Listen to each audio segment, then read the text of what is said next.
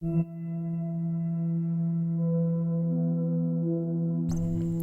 2018 में पूछा गया question, what will be the a versus x graph of the given plot from the following graphs.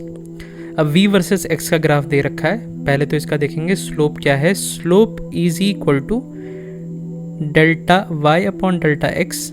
इस graph का जो change in y upon change in x है वो constant है, स्लोप पूरे ग्राफ में कांस्टेंट है, तो इसका जो स्लोप हम लोग ऐसे भी लिख सकते हैं delta v upon delta x, या फिर कह देते हैं d v by d x, क्योंकि कांस्टेंट है इंस्टेंटेनियस और एवरेज स्लोप।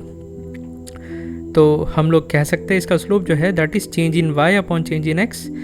अब वाई का चेंज जो यहाँ पे देखेंगे तो यहाँ पे वाई जो है वो डिक्रीज़ हो रहा है, so that is minus v naught, और एक्स जो है वो इंक्रीज़ हो रहा है, so plus x naught. So we are getting slope as minus v naught by x not.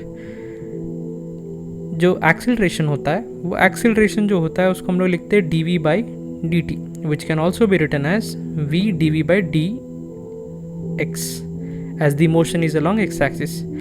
तो एक्सेलरेशन को लिखा जाएगा v times minus v naught by x naught, और v का जो वैल्यू है वो विथ टाइम, और rather we can say with x it is decreasing. तो एक्सेलरेशन का जो मैग्नीट्यूड है वो x के साथ डिक्रीज़ करेगा, लेकिन वैल्यू तो नेगेटिव है, वैल्यू नेगेटिव है, और स्टार्टिंग में एकदम मैक्सिमम नेगेटिव होगा, उसके बाद धीरे धीरे वो डिक्रीज़ करेगा। तो ऐसा हमारे पास जो ऑप्शन है दैट इज़ ऑप्शन सी।